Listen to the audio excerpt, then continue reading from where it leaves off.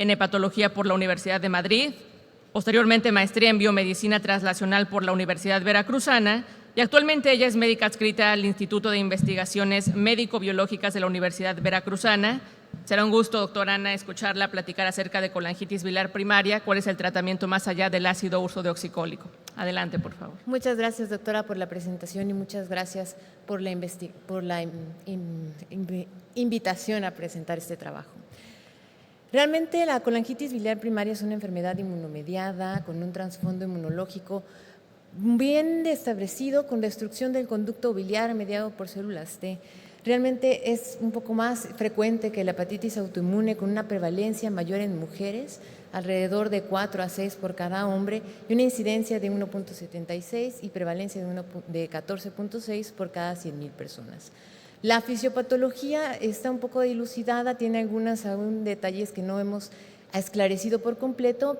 De manera general tenemos un individuo con predisposición genética que se expone a un factor desencadenante y que va a perder la tolerancia en la subunidad de 2 de la mitocondria. Esto va a generar una respuesta inmune mediada por células T y por células B con destrucción celular, con desregulación de la autofagia y con senescencia celular. Los criterios diagnósticos de la colangitis biliar primaria son estos. A continuación, la fosfatasa alcalina elevada más de 1.5 veces sobre el límite superior normal, sobre todo más de 6 meses. Luego, presencia de anticuerpos específicos, los AMA antimitocondriales o los anticuerpos de GP210 o SP100. La biopsia hepática no necesariamente se requiere para hacer el diagnóstico. Sin embargo, cuando encontramos la presencia de anticuerpos negativos, incluso los ANA específicos negativos, con una resonancia normal y con sospecha de colestasis, hay que hacer la biopsia hepática. Y aquí vamos a encontrar una lesión muy característica, florida del conducto biliar, con hepatitis portal y una reacción ductular y hepatitis periportal característica de la colangitis biliar primaria. La historia natural de la colangitis biliar primaria está muy relacionada con la presencia o no de daño hepático. Los pacientes con fibrosis hepática sin fibrosis hepática pueden mantenerse asintomáticos a lo largo del tiempo y las complicaciones se pueden presentar incluso 15 años después de la evolución de la enfermedad. A medida que avanza, que no hemos hecho el diagnóstico y progresa la colestasis con presencia de fibrosis y con enfermedad hepática avanzada, es cuando empezamos a ver las complicaciones propias de la enfermedad.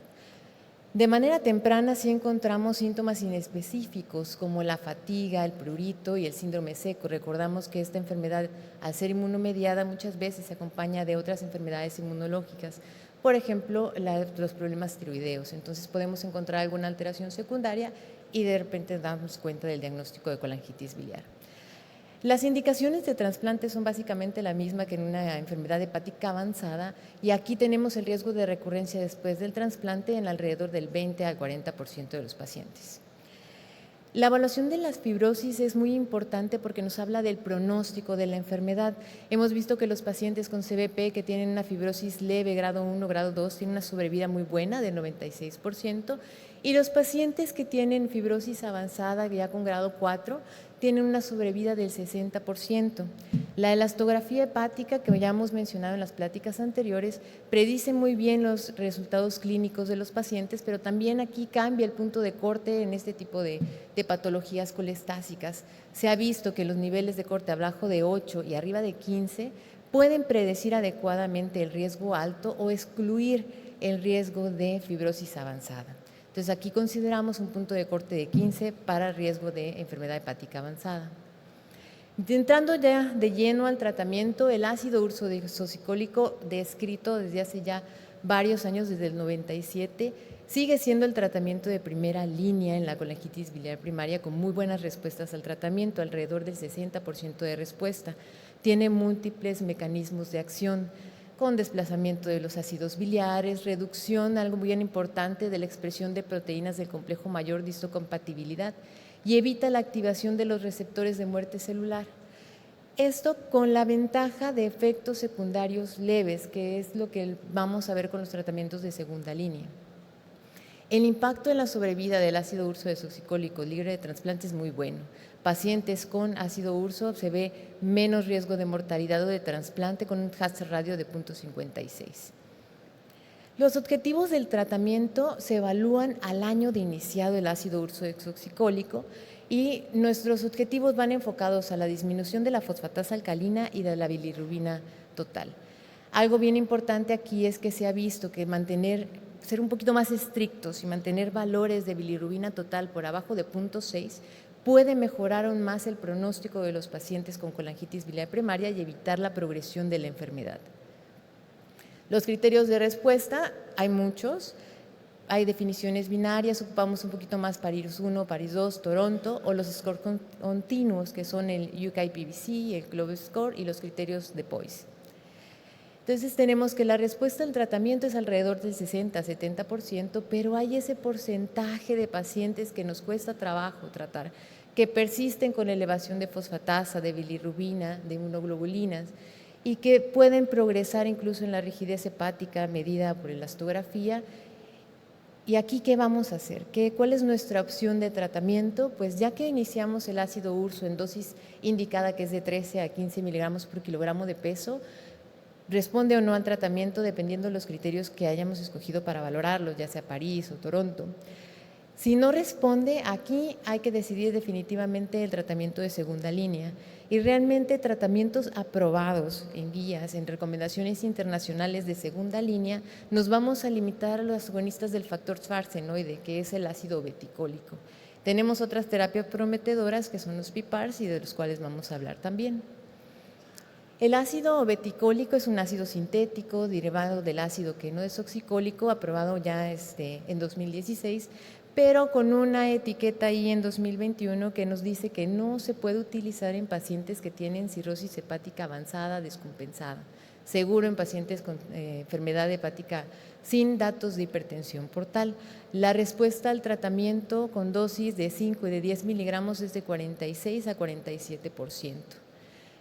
De este estudio que le dio la aprobación al ácido beticólico, que es el estudio POISE, salieron los criterios de respuesta de POISE, que son la normalización de la fosfatasa alcalina, la reducción mayor del 15% de la fosfatasa y las bilirrubinas normales. La desventaja que tiene el ácido beticólico es que puede darnos tanto prurito, y los pacientes con colangitis biliar primaria son un síntoma principal de queja es el prurito. Cuando vemos la respuesta en mundo real del ácido de OCA, de ácido beticólico, vemos un estudio italiano que incluyó 191 pacientes que ya estaban previamente con ácido urso, se les dio tratamiento con ácido beticólico y vemos que la respuesta es del 42% a los 12 meses. El estudio canadiense, también un estudio de mundo real, 108 pacientes con colangitis biliar primaria sin respuesta al ácido urso, y con una respuesta del 48%. Realmente entonces podemos englobar que las respuestas de mundo real van a ser alrededor del 40%. Algo bien importante, la sobrevida y la sobrevivencia libre de trasplante con ácido o beticólico se ve mejorada. Sabemos que pacientes responden y podemos alejarlo de las complicaciones de la enfermedad hepática avanzada y librar un poquito de trasplante.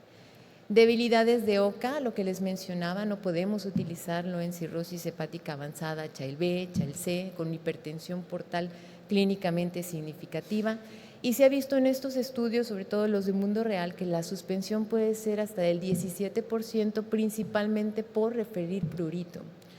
Hay empeoramiento en algunos casos de la función hepática, aunque fue menor los efectos adversos reportados con aumento de las transaminasas, y otros efectos leves como la anemia o los síntomas digestivos. Terapias prometedoras, y creo que es uno de los que tenemos disponible en México porque OCA no lo tenemos disponible, son los fibratos. Estos se utilizan comúnmente para las dislipidemias, son agonistas del factor activado de PPAR y tenemos una gama de receptores PPAR que son los alfa, delta y gamma. Dependiendo el tipo de medicamento, es el receptor al que es afín. Bezafibrato, uno de los que más utilizamos, es un PAM-PPAR. Los efectos están directamente sobre el hepatocito cuando hablamos de PPAR alfa, reduciendo la inflamación. PPAR delta tiene efectos sobre el hepatocito, sobre las células de Cooper y sobre los colangiocitos, con disminución de la inflamación y de la esteatosis. y los PIPAR gamma, que tienen efecto directo sobre las células de Kupffer, reduciendo con ello la inflamación y pueden tener el efecto adverso de incrementar un poco la esteatosis.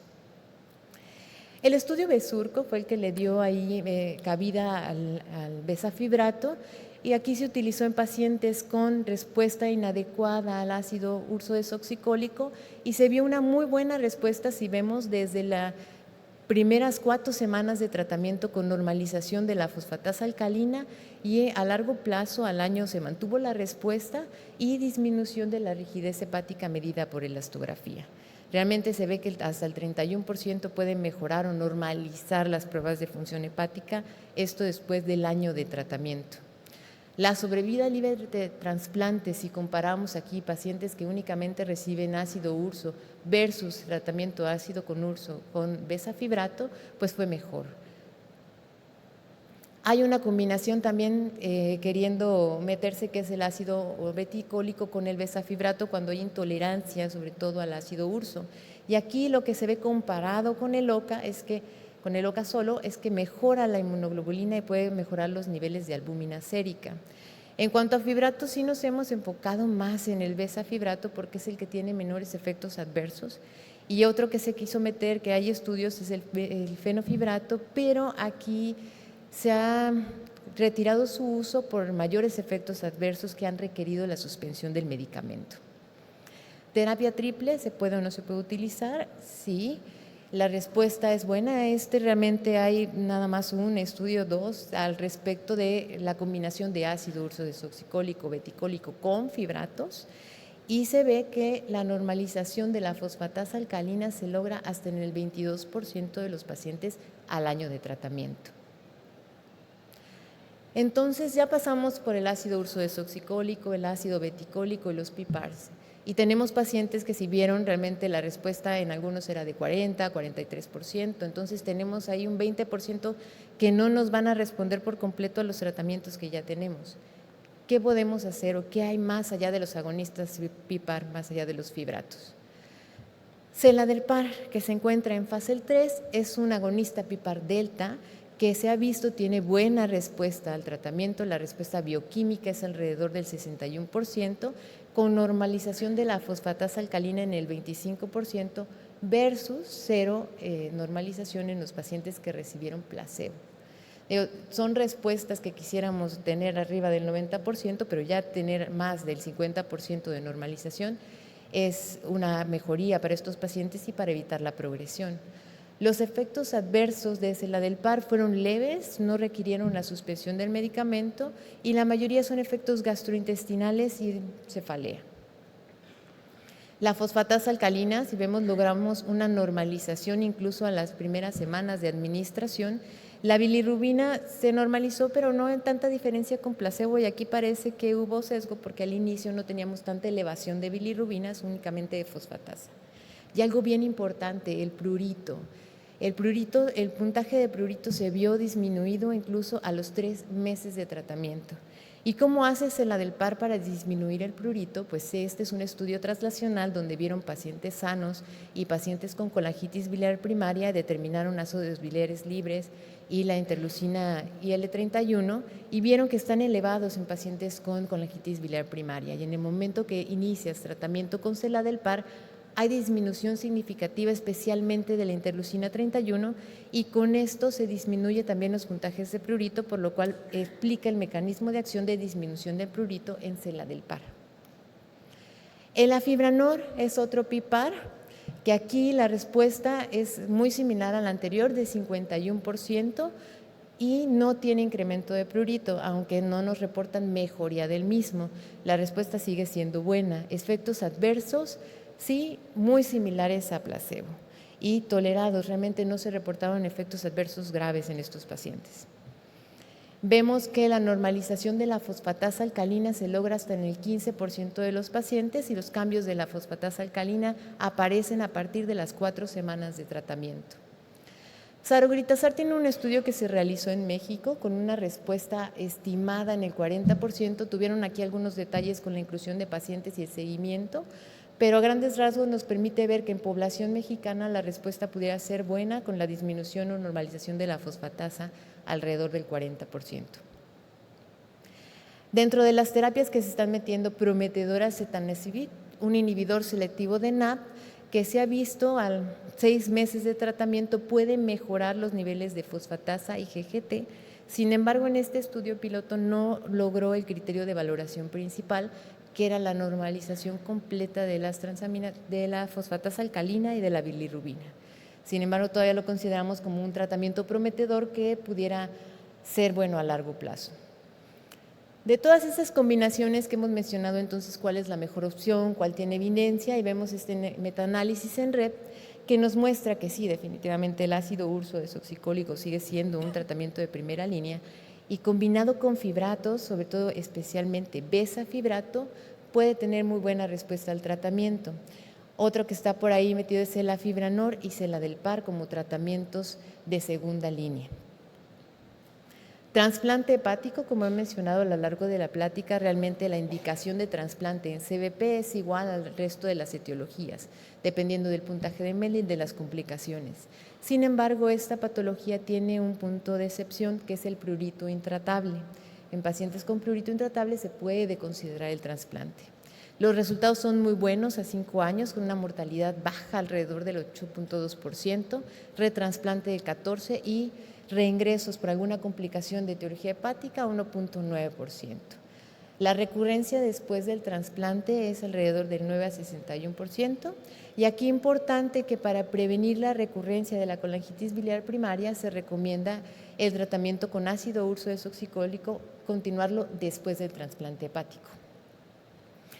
Ya para llevar al consultorio, realmente el ácido urso desoxicólico, ya conocido por todos, sigue siendo el tratamiento de primera línea, que tenemos que esperar 1 año para valorar la respuesta, calcular cómo está nuestro paciente y si no ha normalizado, hacer mano de los tratamientos de segunda línea que tenemos a la mano. Los fibratos pueden considerarse como una terapia muy prometedora, logrando también la disminución del prurito, y esto es uno de los efectos que tiene besafibrato en la colangitis biliar primaria, y esto es muy buena combinación, el ácido urso con el besafibrato. Cabe mencionar, ya por cuestiones de tiempo no me metí mucho en el enfoque holístico y manejo clínico de un paciente con colangitis biliar primaria, porque muchas veces los síntomas de la enfermedad son únicamente el cansancio, igual el prurito, pero son complejos porque necesitan el tratamiento de síntomas secundarios como el síndrome seco o el manejo de otras comorbilidades. Tienen deficiencia de absorción de vitaminas, tienen enfermedad ósea, mayor riesgo de osteoporosis, y es algo que también debemos de valorar en la consulta diaria. Muchas gracias.